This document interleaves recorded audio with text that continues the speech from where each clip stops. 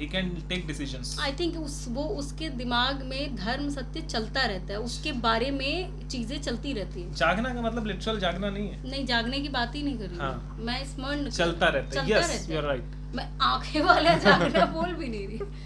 जबकि सोचने की बात यह है कि वही लोग हैं जो बोलते हैं कि जहर खाने से मर जाओगे, बट खा के नहीं देखा उन्होंने। हाँ, खा के कभी नहीं चेक किया उन्होंने कि वो सच में mythology मरेंगे नहीं है। कि नहीं है। वो सबसे बड़ी तो मूर्खता वही है। आप विश्वास कर रहे हो बिना टेस्ट किए। Right.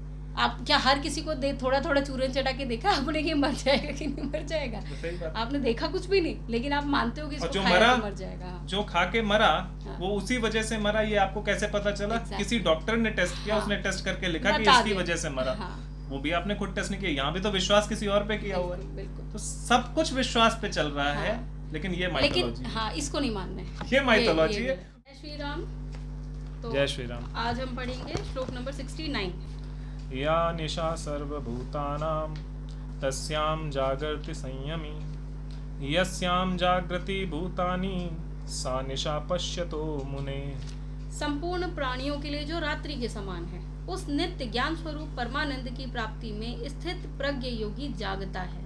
और जिस नाशवान संसारिक सुख की प्राप्ति में सब प्राणी जागते हैं, परमात्मा के तत्व को जानने वाले मुनि के लिए वह रात्रि के समान है। हाँ, तो ये वाला श्लोक बोलने से पहले भगवान ने पिछले श्लोक में इंद्रियों के बारे में बात की, इंद्रियों निग्रह को कैसे कंट्रोल करना है उसके बारे में बात की। इंद्रियों को कंट्रोल करना एक्चुअल में क्या होता है वो भी बताया। वो नहीं होता है जो सब लोग बोलते हैं कि बस खाना पीना शादी वादी सब छोड़ छाड़ के जाओ बैठ जाओ, वो होता है। तो उन्होंने इंद्रियों के बारे में बात की और इंद्रिय निग्रह से क्या होता है वो सब बताया। फिर स्थिर बुद्धि कैसी होती है उसके बारे में बताया। अब इसमें ना बहुत नेक्स्ट लेवल की बात की जा रही है, डीप थॉट है। इसीलिए गला भराया लगता है। क्योंकि नहीं, कई बार डिफिकल्ट चीजें होती है ना, तो थोड़ा सा ये लगता है कि यार ऐसा ना हो कहीं कुछ गड़बड़ हो जाए। तो संपूर्ण प्राणियों के लिए जो रात्रि के समान है, उस नित्य ज्ञान स्वरूप परमानंद की प्राप्ति में स्थित प्रज्ञ योगी जागता है।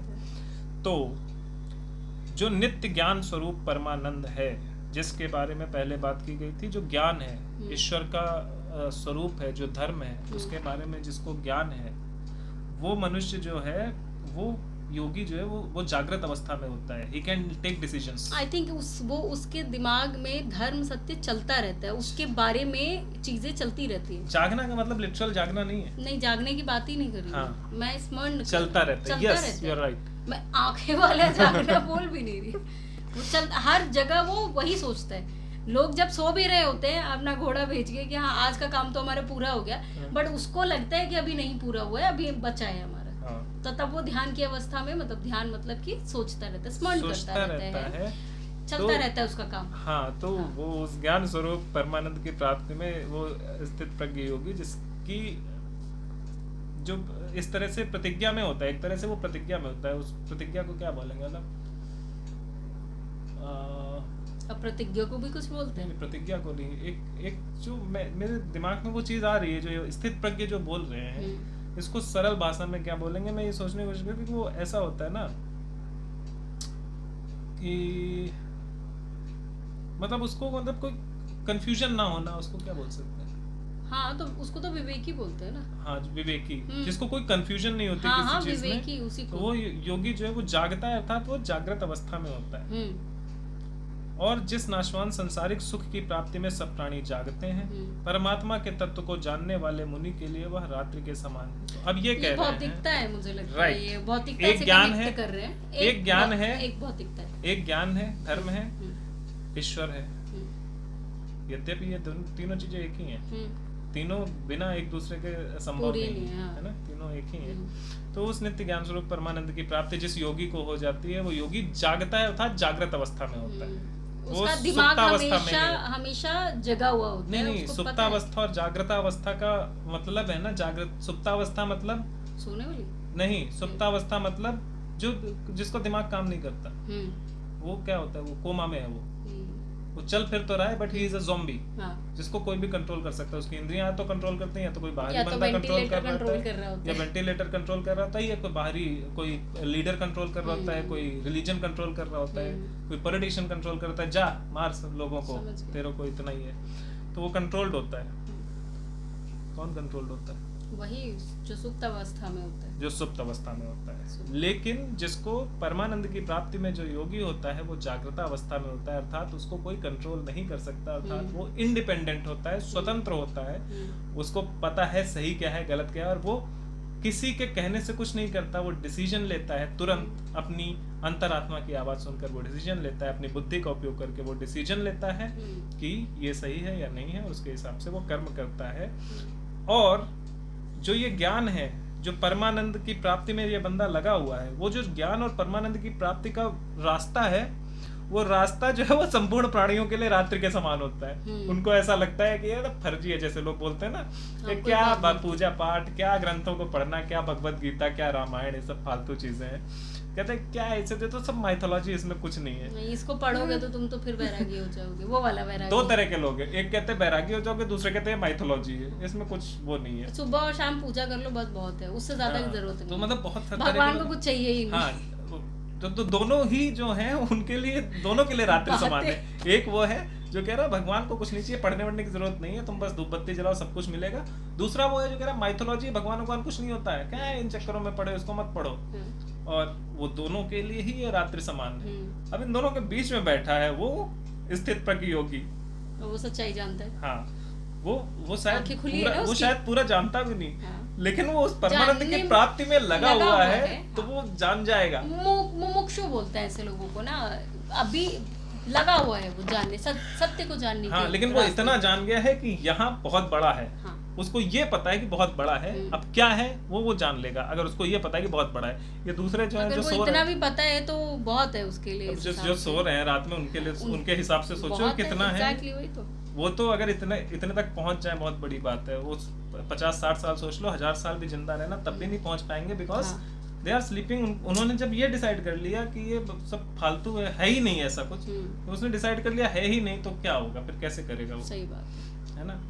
अगर वो डिसाइड कर ले, अगर उसके कंट्रोल में होता और वो ये बोल देता कि मैंने डिसाइड कर लिया, सांस लेने से आदमी जिंदा नहीं रहता, और सांस लेना बंद कर दे, तो फिर उसका क्या होगा? तो वैसे ही है, तो जिसने परमानंद ईश्वर को बोल दिया कि है ही नहीं, ये जो ये बोल रहा है कि इसको पढ़ने से होता है, जो ये बोल रहे हैं माइथोलॉजी है, मिथ है, सत्य है ही नहीं, तो वो तो उसके लिए तो रात्रि के समान है। और जबकि सोचने की बात ये है कि वही लोग हैं जो बोलते हैं कि जहर खाने से मर जाओगे, खा के नहीं देखा उन्होंने। हाँ, खा के कभी नहीं चेक किया उन्होंने कि सच में मरेंगे कि नहीं है। वो सबसे बड़ी तो मूर्खता वही है। आप विश्वास कर रहे हो बिना टेस्ट किए। आप क्या हर किसी को थोड़ा थोड़ा चूरन चटा के देखा आपने कि मर जाएगा कि नहीं मर जाएगा? आपने देखा कुछ भी नहीं, लेकिन आप मानते हो कि इसको खाया तो मर जाएगा। जो खा के मरा, वो उसी वजह से मरा, ये आपको कैसे पता चला? किसी डॉक्टर ने टेस्ट किया, उसने टेस्ट करके लिखा कि इसकी वजह से मरा। वो भी आपने खुद टेस्ट नहीं किया। यहाँ भी तो विश्वास किसी और पे किया हुआ है। तो सब कुछ विश्वास पे चल रहा है, लेकिन ये माइथोलॉजी है। हाँ, इसको नहीं मानना है, ये माइथोलॉजी है, बाकी सब कुछ सत्य है। वो उन्होंने बस लिख दिया, क्योंकि एक्चुअल में ना, मैं एक चीज और है यहाँ पर, आप इतनी सी चीज किसी ने ये लिख दिया, ये तो आप मानने को तैयार हो सकते हो, लेकिन जब कोई ब्रह्मांड की बात करे ना, क्योंकि आप नहीं देख सकते अपनी आंखों से, और जिसको आप फॉलो करते हो वो भी नहीं देख सकता अपनी आंखों से, तो आप ये मानने को तैयार ही नहीं हो सकते कि उस बंदे ने भी वो सारी चीज होते हुए देखी होगी, क्योंकि अभी आप पहुंचे नहीं ना वहां तक।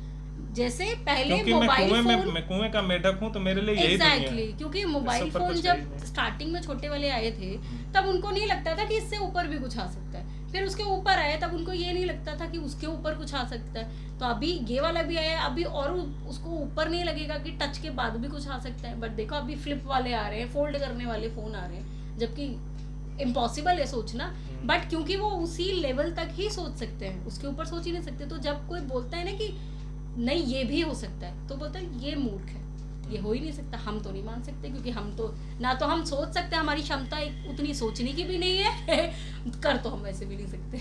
तो जब हम सोच नहीं सकते, वो हो ही नहीं सकता। तो जहर तो हमको पता है कि हो सकता है, क्योंकि हम देखते आ रहे हैं कि जहर से मरते हैं लोग, तो इसलिए हम सोच सकते हैं कि हाँ जहर हो सकता है। सोचते हम गांधी जी भी सकते हैं, हमने कौन सा देखा? एग्जैक्टली, तो कहीं ना कहीं फुटेज तो मिल ही जाती है उनकी। मतलब फुटेज तो यहाँ हमारी नहीं, रामायण चल रही है। तुम क्यों नहीं मान लेते हो भगवान? नहीं मानेंगे, क्योंकि उनको इंसान में ज्यादा विश्वास है ना। अच्छा, गांधी जी से औरंगजेब, उसकी फुटेज चल रही है? पता नहीं शायद। औरंगजेब को तो मान मान लेते, और वो ये भी मान लेते कि अच्छा है था वो। So that the point is they cannot make decision. निश्चयात्मिकता बुद्धि नहीं है, उनके अंदर विवेक नहीं है, उनके वो स्वतंत्र वो नहीं है, सोते रहते हैं। और यस वो स्वतंत्र नहीं है, सुप्तावस्था में है, वो गुलाम है किसी ना गुलाम किसी है, के, exactly. किसी थॉट प्रोसेस के गुलाम है जो उसको ऊपर से कंट्रोल कर रहा है। और भगवत गीता उसी गुलामी से निकालने का एक जरिया है। और मुझे प्राउड है कि ये चीज हमारे अंदर आ गई है। बच गए हम, बच गए कि हम गुलामी में नहीं मेरे फंसे। पास ऐसे बहुत लोग आते हैं फालतू के कमेंट करते हुए कि यहाँ से चेक कर लो, वहां से चेक कर लो, तो मेरे पास मुझे पता है मुझे उसको क्या रिप्लाई करना होता है। मेरे से एक नहीं बोल रहा था कि तुम मेरे से शास्त्रार्थ कर लो, मैंने कहा मैं शास्त्रार्थ तो कर लूंगा, लेकिन मैं तुम्हें बुक खोल के नहीं दिखा पाऊंगा कि कहाँ लिखा है, because I know it is right, that's it. सही और गलत के लिए आपको कोई वो उठा के रेफरेंस लाने की जरूरत नहीं होती है ना। जो सही है वो सही है, वो गलत नहीं हो सकता, वो कहीं लिखा होना जरूरी नहीं है। बिल्कुल। तो फिर वापस इस पे आते हैं। तो इसमें यही बोल रहे हैं कि संपूर्ण प्राणियों के लिए जो रात्रि के समान है, क्या रात्रि के समान है, ज्ञान स्वरूप परमानंद की प्राप्ति जो है वो नॉर्मल प्राणियों के लिए रात्रि के समान है, लेकिन उसी की प्राप्ति में जो योगी लगा होता है वो जागृत अवस्था में होता है। बाकी ये जो संपूर्ण प्राणी है सुप्तावस्था में, तो रात्रि में लोग सोते रहते हैं, तो ये ज्ञान के समय में ये सोते रहते हैं, ये कभी नहीं जागते।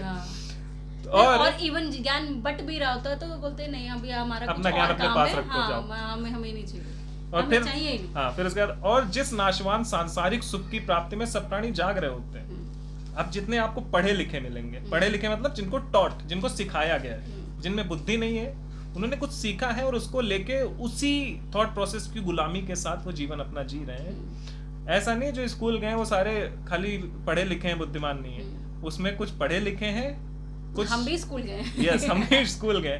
तो क्या होता है कि जो वहाँ पे जो पढ़े लिखे हैं, ऐसा नहीं कि वो बुद्धिमान नहीं हो सकते, लेकिन वो सारे बुद्धिमान हैं, ये भी सही नहीं है। जो पढ़े लिखे नहीं है, ऐसा नहीं कि वो सारे ही बुद्धिमान हो, लेकिन वो सारे मूर्ख हो, ऐसा भी नहीं है। तो जो पढ़े लिखे होना और बुद्धिमान होना दो अलग अलग चीजें हैं। बुद्धिमानी अपने अंदर से आती है, पढ़ा लिखा बंदा जो होता है, असेसमेंट एक्चुअली जरूरी है। अगर नहीं किया तो आप गुलाम हो, फिर चाहे बुक्स के हो जाओगे, किसी के भी गुलाम हो सकते हो आप। जब तक आप खुद अपना डिसीजन अपने आप इंडिपेंडेंटली नहीं ले सकते बिना किसी बाहरी दबाव के, तब तक आप गुलाम ही हो, आप इंडिपेंडेंट नहीं हो, आप स्वतंत्र नहीं हो।